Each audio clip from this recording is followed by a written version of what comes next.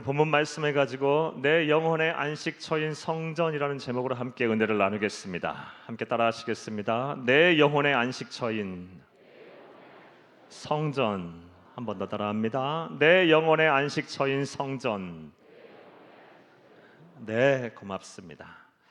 얼마 전 저는 질병으로 오랫동안 고통받고 계시는 분과 대화를 나눴습니다. 이 성도님과 대화를 나눴습니다. 이 성도님은 평소에 그렇게 제가 보기에 신앙생활을 잘 하시던 분은 아니었습니다. 예배도 형식적으로 이렇게 드리시는 분이고 믿음이 있다라고 생각되지 않았던 그런 분이었습니다. 그런데 이분께서 저에게 아주 감동이 되는 말씀을 하시는 것이었습니다. 목사님, 제가 이렇게 병에 걸려서 거동을 못하고 나니 깨달은 바가 있어요. 제 마음의 소원이 있는데 들어보시겠습니까? 제 마음의 소원은 제 발로 걸어서 교회에 나가 예배를 드리는 것입니다. 그리고 그렇게 마음껏 예배하고 찬양하다가 천국 가는 것이 제 마음의 소원입니다 라고 말씀을 하시는 것이었습니다. 저는 이 말씀을 듣자 참 놀랐습니다. 그리고 하나님께, 그리고 이분께 죄송한 마음이 들었습니다. 왜냐하면 저는 이 성도님에게 그런 말씀을 기대하지 않았기 때문입니다. 이런 말씀 하시리라 생각도 못했기 때문입니다. 그래서 무책임한 제 모습이 부끄럽기도 하고 해서 이분을 위해서 기도해드리고 말씀으로 권면해드린 이후에 제 방에 와서 이분을 위해서 기도하고 또 제 자신을 위해서 회개하며 기도하는 가운데 다음과 같은 생각들이 좀 들었습니다. 먼저 우리 인간은 참 우매한 존재들이구나라는 생각이 들었습니다. 소중한 것을 잃기 전에는 그것이 정말 내게 소중한 것이었는가에 대해서 모르는, 한 치 앞도 못 보는 우리 그런 존재가 바로 우리들이구나라는 생각을 하게 되었습니다. 실제로 저와 여러분은 세상을 사는 가운데 이러한 우를 종종 범합니다. 어떤 분들은 건강의 소중함을 모르고 그냥 삽니다.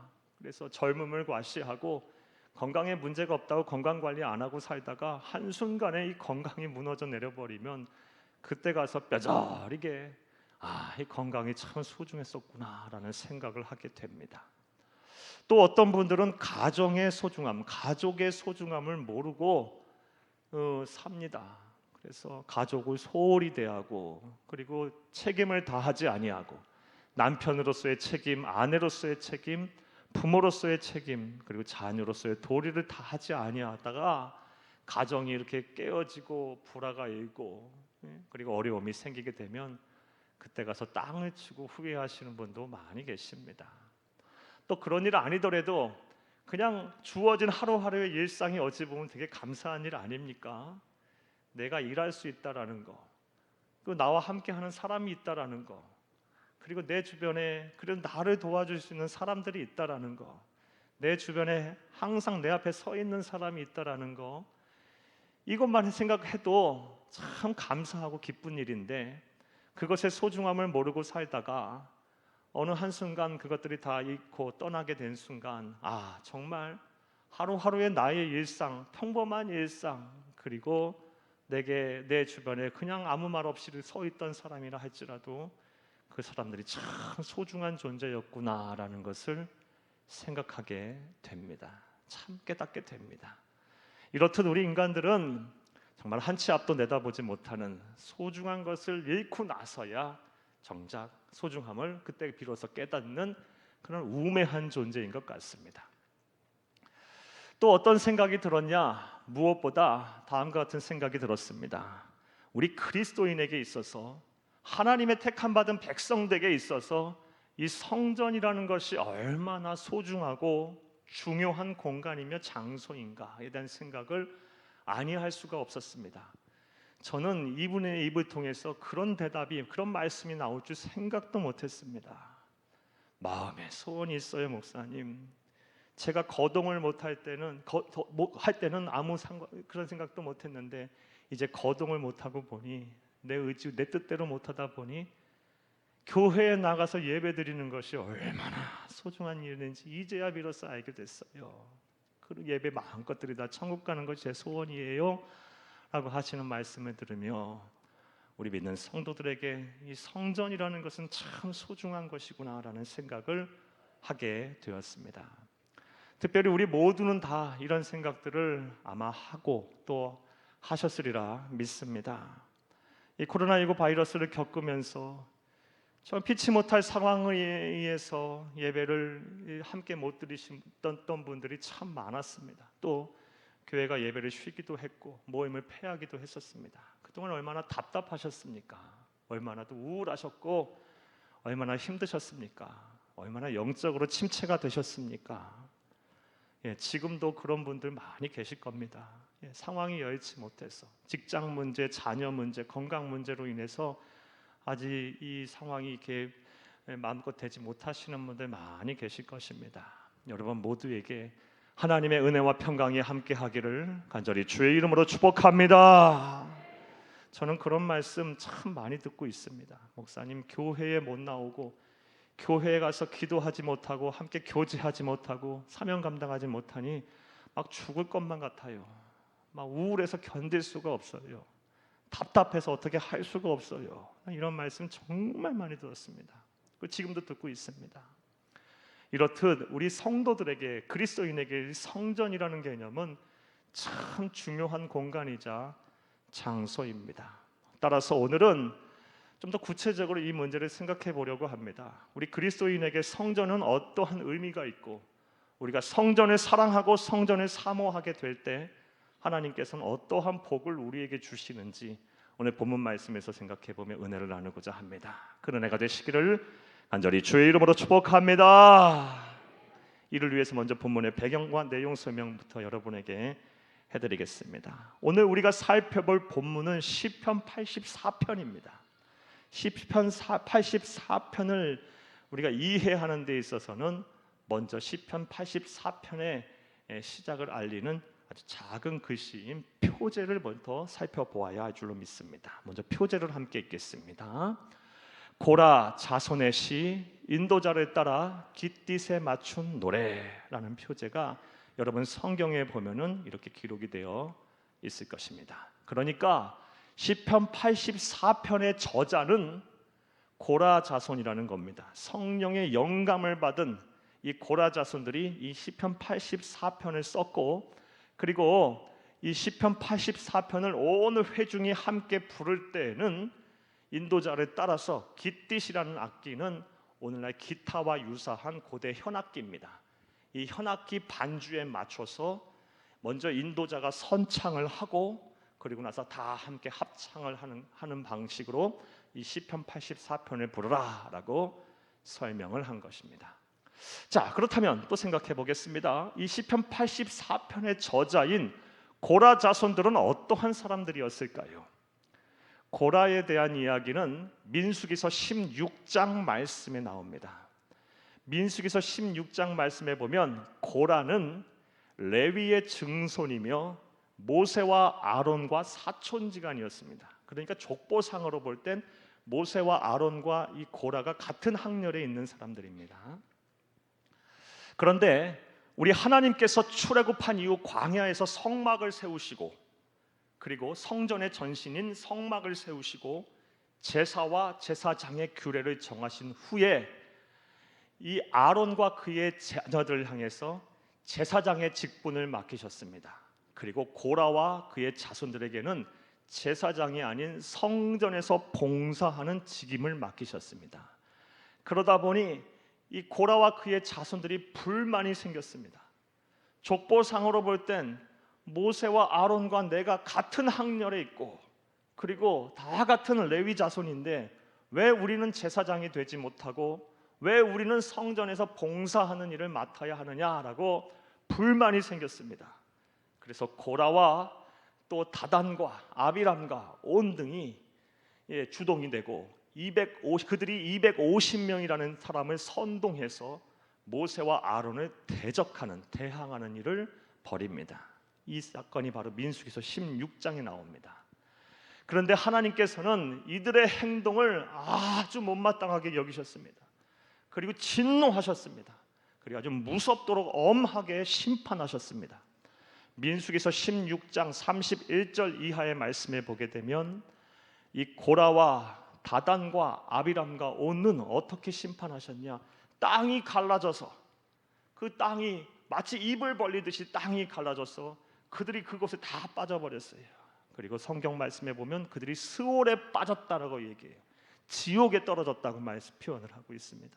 그렇게 해서 그들은 다 죽었고, 그리고 그들과 함께 했던 250명의 사람들은 하늘에서 불이 내려와서 다 태워 죽여버리셨습니다. 사랑하는 여러분, 우리는 고라와 그의 자손들의 이런 모습을 타산지석으로 우리가 삼아야 합니다. 사랑하는 여러분, 하나님께서 우리에게 맡기신 일 가운데 귀하지 않은 일이 없습니다. 어떠한 일이든 간에 다 귀한 일입니다.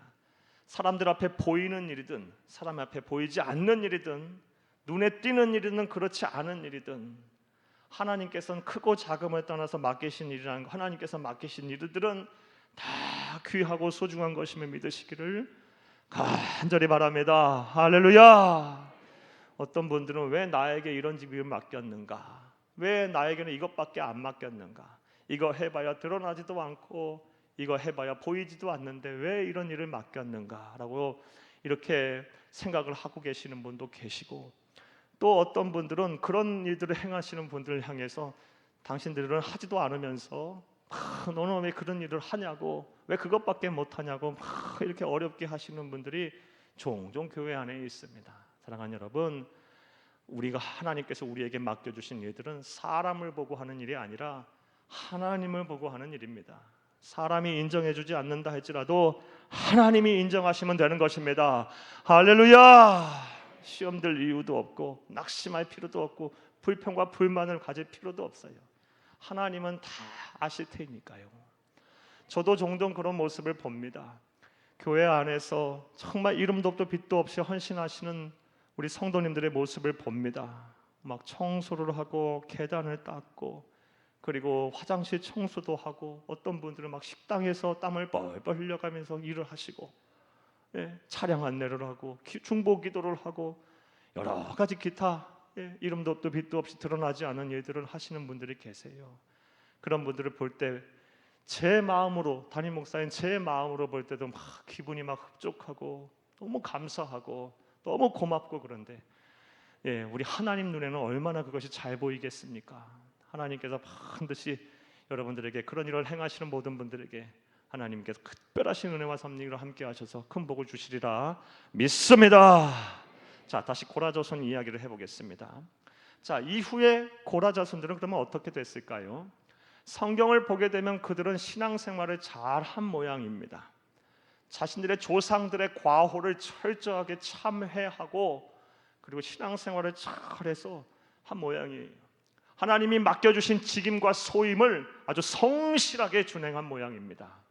특별히 그들이 무엇을 했냐? 성막 이후 성전 시대에 그들은 아삽과 더불어 찬양대원으로서 활동을 했습니다. 그리고 수많은 찬송 시를 썼습니다. 그 가운데 이 시편 150편의 시편은 총 150편의 시편이 있는데 그 가운데 고라 자손이 쓴 시가 바로 11편이 수록이 되어 있습니다. 그리고 그 11편 중에 가장 백미인, 가장 감동적인 시가 바로 오늘 본문 말씀인 시편 84편이라고 많은 사람들이 평가를 하고요. 그리고 유대인들은 특별히 이 84편을 아주 사랑했습니다. 이 84편의 내용은 성전을 간절히 사모하는 사람의 마음이 녹아 있어요. 그래서 이 84편을 아주 사랑해서 순례자의 노래라고 칭하면서 그들은 이 성전에 오를 때마다, 과거 이 예루살렘의 성전에 오를 때마다 이 시편 84편을 암송하였고 애창했다고 합니다. 또 19세기 목사님 중에 목사라고 또 평가를 받았고 설교의 황태자라고 여겨졌던 영국의 찰스 스펄전 목사님 같으신 분들은 이 시편 84편을 주석하기를 시편 총 150편 가운데 가장 고결한 시다, 가장 소중한 시다라고 평가를 내리기도 하였습니다. 자, 이제 이러한 내용 이해를 바탕으로 이제 생각을 해보겠습니다. 사랑하는 여러분, 우리 그리스도인에게, 하나님의 택함 받은 백성들에게 이 성전이라는 것은 어떠한 의미가 있을까요? 그리고 성전을 사랑하고 사모하는 자에게는 하나님께서 어떠한 복을 주실까요? 자, 이제부터 따라하시겠습니다. 첫째로, 따라합니다. 첫째로, 하나님의 임재가 있는 곳입니다. 성전은 곧 하나님의 임재가 있는 곳이라는 것입니다. 자, 오늘 본문 말씀 시편 84편을 보게 되면 이 시편 84편의 저자인 고라 자손들은 이 성전을 가리켜서 다양한 언어로, 다양한 시적 표현으로 바꾸어가며 표현을 하고 있는 것을 보게 됩니다. 오늘 본 말씀 1절과 2절을 함께 읽겠습니다. 만군의 여호와여, 주의 장막이 어찌 그리 사랑스러운지요. 내 영혼이 여호와의 궁정을 사모하여 쇠약하며 내 마음과 육체가 살아계시는 하나님께 부르짖나이다. 아멘. 사랑하는 여러분, 시인들은 이 성전을 가리켜서 1절 말씀에는 주의 장막이라고 표현을 했고 2절 말씀에는 여호와의 궁정이라고 표현을 했습니다. 그리고 우리가 읽지는 않았지만 4절 말씀에 보면 주의 집이라고 표현을 했고 또 읽지는 않았지만 10절 말씀에 보게 되면 주의 궁전이다라고 이렇게 표현을 했습니다. 그러니까 종합을 해보면 이 성전을 가리켜서 이렇게 다양하게 표현한 이 말들을 다 이렇게 종합을 해보면 이 성전은 곧 주의 장막이고 주의 궁정이고 여호와의 궁정이고 주의 집임을 볼 때 이 성전은 곧 하나님께서 거하시는 집, 하나님이 계시는 집이라고 해석을 할 수가 있습니다. 다시 말해서 성전은 곧 하나님께서 임재하시는 특별한 장소이자 구별된 공간이라는 사실을 우리는 믿어야 할 것입니다. 할렐루야. 자, 그런데 설교를 여기까지 듣고 다음과 같이 생각을 하시는 분이 분명히 또 계실 것입니다. 목사님, 하나님은 어디나 다 계시잖아요. 그리고 안 계시는 곳이 없으시잖아요. 즉 하나님은 무소부재하시고 편재성을 갖고 계시잖아요. 또 고린도전서 6장 19절 말씀에 보면 너희들 개개인의 몸이 다 거룩한 성전이라고 하셨잖아요. 그런데 왜 목사님은 성전이 특별히 하나님께서 임재하시는 공간이자 장소이냐라고 말씀을 하시나요? 라고 생각을 하시는 분들이 분명 계실 것입니다. 이런 말씀, 이런 생각을 하시는 분들은 주로 교회에 대한 회의론을 갖고 계신 분들이 많습니다. 그리고 심지어 무교회주의를 주장하시는 분도 있습니다. 하나님은 무소부재하시고 안 계신 곳 없으시고 어디든 계시며 또 각 성도들의 각각 개개인의 거룩한 성전이기에 굳이 교회에 이렇게 함께 모여서 성전에 함께 모여서 예배드릴 필요 있냐? 각각 개개인이 말씀 잘 보고 신앙생활 잘 하면 되는 것이지 교회에 모일 필요 없다. 교회의 존재 이유가 없다라고 주장하시는 분들이 의외로 많습니다. 그런데 여러분, 분명하게 여러분에게 말씀드립니다.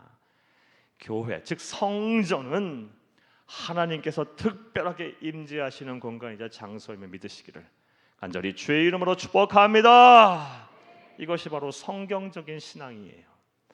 구약 성경을 보게 되면 하나님께서 임재하실 때는 항상 예루살렘의 성전에서 예배드리고 찬양드리고 함께 경배하고 제사 드릴 때 임하셨어요.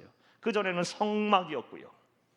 특별하게 물론 개개인에게도 임하셨을 때가 있습니다. 소명을 주실 때, 특별한 예언자적 소명을 주고 선지자적 소명을 주실 때, 특별한 하나님의 뜻을 전달할 때는 개개인에게도 임하기도 했지만 공동체가 함께 모여서 성막을 이루고 또 성전을 이루어가며 하나님께 예배하고 경배하고 공동체적인 신앙을 할 때 하나님의 영이 임하셨습니다. 특별하게 임하셨습니다. 할렐루야. 따라서 이 성전은 하나님께서 임재하시는 특별한 공간임을 우리는 믿어야 할 것입니다. 그런데 또 말씀을 여기까지 듣고 다음과 같이 생각하시는 분도 계실 것입니다. 그거는 목사님 구약 시대의 이야기잖아요. 지금 우리는 신약 시대, 성령의 시대를 살고 있지 않습니까? 라고 말씀하시는 분이 계실 것입니다. 네, 맞습니다. 우리는 구약 시대 백성이 아니고 예수님 이 땅에 오신 이후 부활하고 승천하시고 이 보내신 성령을 보내신 이 시대, 즉 신약 시대 성령의 시대를 살고 있습니다. 말씀드렸다시피 구약 시대에는 예루살렘의 성전이라는 곳에서 함께 모여서 이 예배드리고 하나님께 제사 드릴 때 하나님의 영이 임하였습니다. 그래서 하나님의 임재를 체험하려면 반드시 성전에 모여야만 했어요. 예루살렘 성전에 모여야만 했고, 그리고 이 예루살렘의 성전에 모이기 어려운 이 분들은, 멀리 떨어져 있는 분들은 반드시 예루살렘의 성전을 향하여 기도해야만 했고 예배드려야만 했어요. 그리고 명절 때가 되면 디아스포라했던, 흩어져 있던 유대인들은 다 이 명절에 예루살렘의 성전에 모여서 제사를 드려야만 했습니다. 자, 그런데 신약 시대 예수님께서 오신 이후 예수님께서 단번에 희생 제물이 되시고 단번에 대제사장이 되셔서 더 이상 우리는 예루살렘이라는 성전에 가서 제사를 드려서 하나님의 임재를 체험할 필요가 없어졌습니다. 주의 이름 안에 예수의 이름을 부르는 곳이고 성전이 됐어요. 자, 그런데 그렇다고 해서 성전이 가지고 있는 개념과 기능, 그리고 성전이 내포하고 있는 상징적인 의미까지 소멸된 것, 상실된 것은 아닙니다. 우리가 분명히 알아야 돼요. 그렇다면 구약 성경 전체를 부정하는 결과가 돼요. 자, 그렇다면 이 신약 시대에 이르러서 이 성전의 기능, 원래 갖고 있던 성전의 상징성이 어떻게 변화됐냐? 과거 구약 시대 예루살렘의 성전이 하나님의 임하시는 로서의 기능, 건물의 기능을 다하였다면 신약 시대에 이르러서는 예수를 그리스도라고 믿는 성도들의 모임, 예수를 그리스도로 고백하는 성도들의 공동체인 그 교회가, 모임인 교회가 성전으로서의 기능을 대신한 것임을 믿으시기를 간절히 주의 이름으로 축복합니다. 따라서 이 구약 시대에는 이 성전, 예루살렘의 성전인 건물에 우리가 모여서 함께 예배하고 찬양하며 하나님의 임재를 경험했다면, 이제는 예수를 그리스도 믿는 성도들이 모여 있는 교회에 모여서 함께 신앙생활하고 함께 예배하고 함께 찬양하고 경배할 때 하나님께서 특별하게 이 임재하셔서 우리에게 은혜를 주신 것이 믿으시기를 간절히 바랍니다. 할렐루야. 이것은 예수님의 말씀을 통해서도 알 수 있습니다. 우리 마태복음 18장 20절을 함께 읽겠습니다. 두세 사람이 내 이름으로 모인 곳에는 나도 그들 중에 있느니라. 아멘. 두세 사람이 내 이름으로 모인 곳, 이게 바로 교회입니다. 교회는 건물이 아니에요. 교회는 시스템이 아니에요. 두세 사람이 예수 그리스도의 이름으로 모인 이 공동체가 바로 교회예요. 우리가 교회예요. 우리가 이렇게 함께 모여 있는 이것이 바로 교회예요. 이렇게 함께 모여서 예배하고 함께 모여서 찬양하고 함께 모여서 교제하고 함께 모여서 전도하고 함께 모여서 사명을 감당할 때 구약 성경에 임하셨던 그 예루살렘의 성전에 임하셨던 하나님의 영이 임하실 줄로 믿습니다. 자, 성전이 가지고 있는 첫 번째 의미 무엇입니까? 우리 그리스도인에게 어떠한 의미가 있습니까? 하나님의 임재가 있는 것입니다. 또 성전은 우리에게 어떠한 의미가 있을까요? 또 성전을 사랑하고 사모하게 되면 우리에게 어떠한 복이 임할까요? 따라하시겠습니다. 둘째로 하나님이 주시는 안식을 얻는 것입니다. 성전은 하나님이 주시는 안식을 얻는 것입니다. 평안함을 얻는 것이에요. 평안함과 위로를 얻는 것이에요. 쉼을 얻는 것이에요.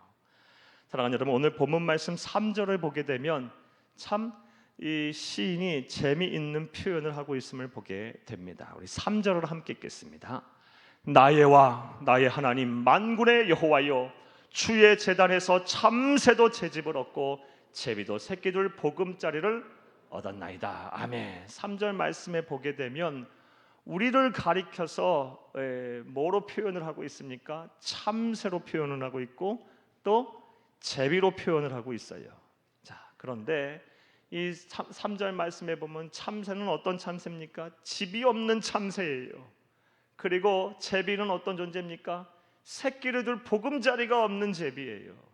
즉 우리를 가리켜서 시인이 표현하기를 이 험한 세상 살아가면서 늘 지치고 피곤하고 외롭고 어디 하나 기댈 언덕 하나 없는 존재로서 우리를 표현하고 있어요. 참새로 표현하고 있고 제비로 표현하고 있어요. 그런데 실상 우리의 삶이 또 그런 것 같아요. 어디 하나 이렇게 편안하게 기댈 데가 없어요. 내 마음을 온전히 받아주는 삶이 없어요. 이해해 주는 곳이 없어요. 마음을 시원케 해주는 공간이 없어요. 그런 장소가 없어요. 이렇게 우리를 참새로 의인화하여 표현한 것은, 외롭고 나약한 존재로 표현한 것은 다윗의 시를 통해서도 알 수 있습니다. 시편 102편 7절을 함께 읽겠습니다. 내가 밤을 새우니 지붕 위에 외로운 참새 같으니이다. 얼마나 고단하고 얼마나 힘이 들어서 얼마나 염려와 근심 가운데 밤을 새우겠습니까? 그런 외로운 참새 같은 존재구나. 우리는 이러한 존재들이에요. 자, 그런데 우리는 세상 사람들과 달리 우리 그리스도인에게는 소망이 있습니다. 그 소망이 무엇이냐? 바로 주의 전 성전에 나오게 되면 우리는 세상에선 기댈 데가 없이 참새와 같이 또 제비와 같이 외롭고 나약한 존재이지만 이곳에서 하나님이 주시는 은혜, 하나님이 주시는 안식을 얻게 된다는 것입니다. 3절 말씀을 다시 한번 읽겠습니다. 나의 왕 나의 하나님 만군의 여호와여, 주의 제단에서 참새도 채집을 얻고 제비도 새끼들 보금자리를 얻었나이다. 아멘. 주의 제단, 역시 이 성전을 다른 말로 표현한 말이에요. 주의 제단에서 참새도 외롭고 나약한 이 참새와 같은 우리도 제 집을 얻는답니다. 삶의 목표를 얻어요. 방향을 잃고 살았는데 삶의 방향을 다시 깨닫게 돼요.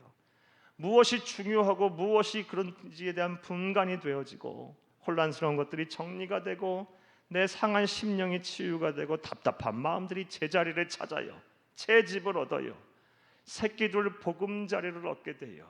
사랑하는 여러분, 이 새끼들 보금자리를 얻는다는 것은 어떤 의미로 또 해석을 할 수가 있을까요? 수많은 사람들이 자기 뜻과 자기 의지와 상관없이 삶을 살고 있어요. 저도 그렇고 여러분도 살고 있어요.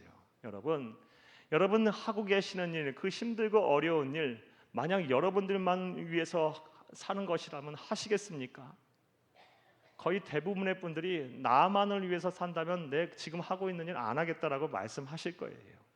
하지만 줄줄이 딸려 있는 이 부양해야 될 가족들, 자녀들, 또 가족들 책임져야 하기 때문에 어쩔 수 없이 하기 싫어도 해야 하고 이 하늘에 사는 것이 바로 우리의 인생 아니겠습니까?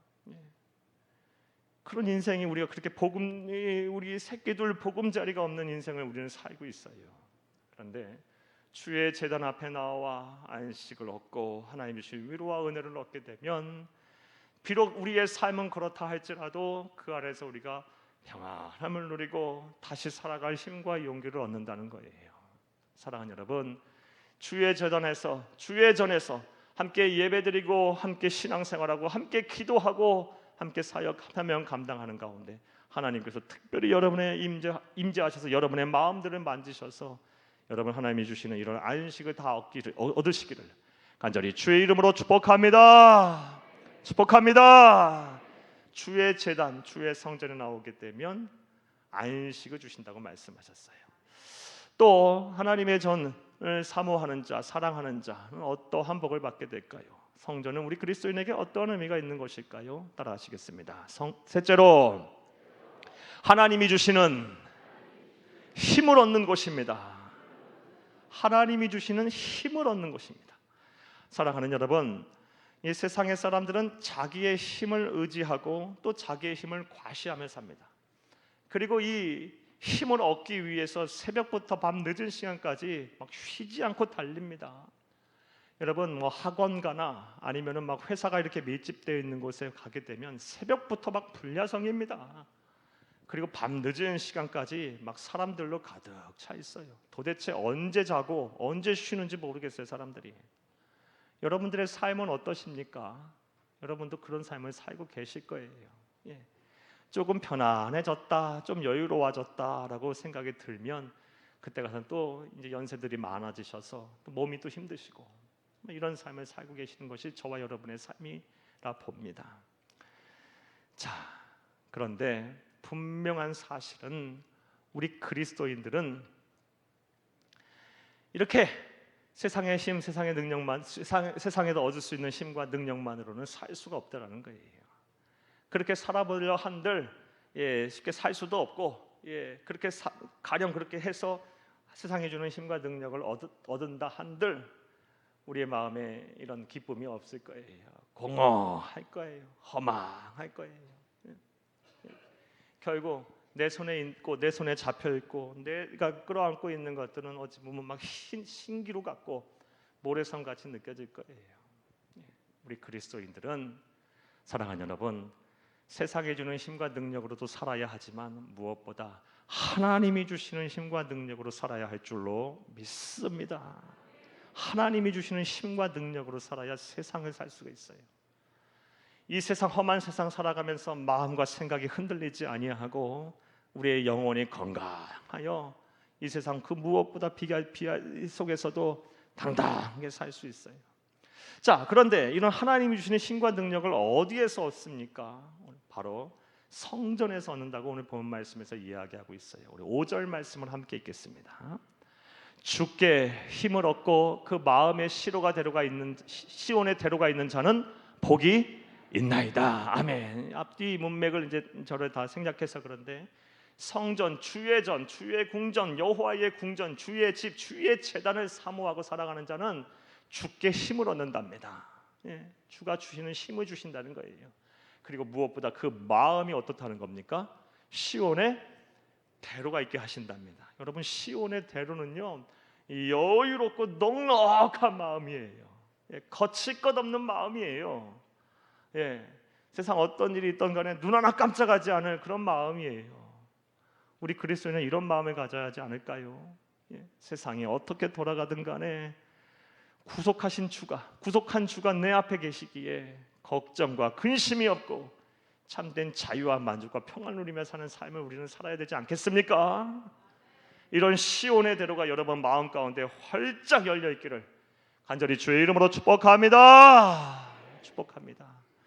자, 심지어 6절과 7절 말씀에 보면 더 큰 위로와 더 큰 힘을 주신다고 약속을 하고 계십니다. 우리 6절과 7절도 읽겠습니다. 그들이 눈물 골짜기로 지나갈 때에 그곳에 많은 샘이 있을 것이며 이른 비가 복을 채워 주나이다. 그들은 힘을 얻고 더 얻어 나아가 시온에서 하나님 앞에 각기 나타나리이다. 여호와의 성전, 주의 전, 주의 궁전, 주의 집을 사모하고 사랑하는 자든 그들은 눈물 골짜기로 지나갈 때에 많은 샘이 있게 하실 것이고 이른 비가 내려서 복을 채워 준답니다. 사랑하는 여러분, 그래서 더 힘을 얻고 나아가 시온에서 하나님 앞에 나 자신 떳떳하게 드러난답니다. 자, 여기서 말하는 눈물 골짜기는 어떤 골짜기를 말하는 걸까요? 히브리 원어의 눈물 골짜기의 원어는 바카라는 단어입니다. 바카. 이 바카라는 단어는 이런 정확한 의미는 이런 의미예요. 눈물을 흘리다 못해 더 이상 흘릴 눈물이 없는 상태. 그렇죠. 사람이 막 힘들고 슬프고 막 어이가 없고 막 억울하고 막 이 마음이 어떻게 헤아릴 수가 없게 정도 지경이 되면 눈물도 안 나와요. 그런 상태예요. 그런 골짜기, 그런 상태를 말해요. 여러분, 우리 인생 살다가 그런 거 다 한두 번 이상은 다 경험하셨을 거예요. 또 지금 그런 상황 속에 놓인 분들도 계실 거예요. 더 이상 흘릴 눈물이 없는 상태.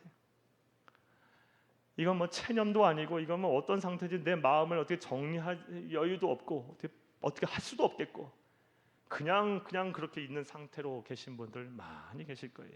그런데 그런 곳에서 그런 눈물 골짜기에서도 샘들이 막 터져 나오게 하시고 이른 비가 내리게 하셔서 이건 하나님이 주시는 은혜거든요. 이거 인간이 어떻게 만들어낼 수 있는 기쁨이 아니에요. 힘이 아니에요. 하나님이 하늘에서 내려주시는 복을 내리셔서 이른 비를 내리셔서 그 마음들을 풀어주시고 그 눈물 골짜기 같은 삶 속에서 우리의 눈물을 거두시고 닦아주시면서 다시 살아갈 힘과 용기를 주신답니다. 누구에게? 성전을 사모하고 사랑하는 자에게. 이 하나님 주신 약속이에요. 사랑하는 여러분, 이런 복이 여러분 가운데 온전히 임하기를 간절히 주의 이름으로 축복합니다. 정리해 볼까요? 성전을 사랑하고 성전을 사모하는 자에게, 이 성전은 우리에게 어떤 의미가 있을까요? 성전은 하나님의 임재가 있는 곳입니다. 그리고 하나님이 주시는 안식을 얻는 곳이고 하나님이 주시는 힘과 능력을 얻는 곳입니다. 자, 이제 말씀 맺겠습니다. 사랑하는 여러분, 우리 민족의 위대한 스승이자 그리고 위대한 독립운동가셨던 백범김구 선생님께서 나의 소원이라는 글에 아주 감동적인 다음과 같은 글을 남기셨습니다. 나는 일찍이 독립된 제 나라의 문지기로 사는 것이 소원이었다. 왜냐하면 독립된 나라의 빈천으로 사는 것이 남의 밑에서 부귀 영화를 누리고 사는 것보다 더 기쁘고 더 영광스럽고 더 희망이 많기 때문이다 라고 글을 남기셨어요. 부족한 제가 판단하건대 이분께서는 분명 오늘 본문 말씀을 읽지 않았을까라는 생각이 듭니다. 오늘 본문 말씀 10절 말씀에 보면 고라 자손들이 다음과 같이 이 신앙 고백을 하고 있습니다.